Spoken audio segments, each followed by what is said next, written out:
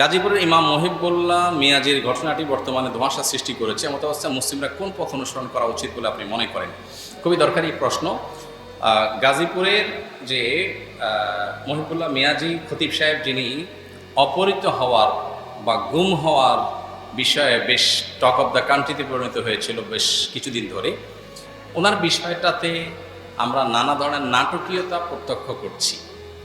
তাকে এনে police video করাচ্ছে যে তিনি বলছেন সেখানে তাকে অপহরণ করা হয়েছে, তাকে অপহরণ করা হয় নাই, তিনি নিজে নিজে এটা করেছেন। কেন করেছেন? তার একসময় অসুস্থতা ছিল, অপারেশন হয়েছে মাথায়, সেটার জন্য এটা তার মানসিক সমস্যা থেকে এগুলো হয়েছে। প্রশ্ন হলো, এই বিষয়ে তো কোনো তদন্ত কমপ্লিট হয়নি, তাহলে তদন্ত চলাকালীন অথবা এটার কোনো সুরাহা হয়নি, বিচার হয়ে যায়নি, এরকম একটা বিষয়ে সংশ্লিষ্ট ব্যক্তিকে আনায়া বক্তব্য পাবলিকলি প্রচার করার এটার কি যৌক্তিকতাটা থাকতে পারে?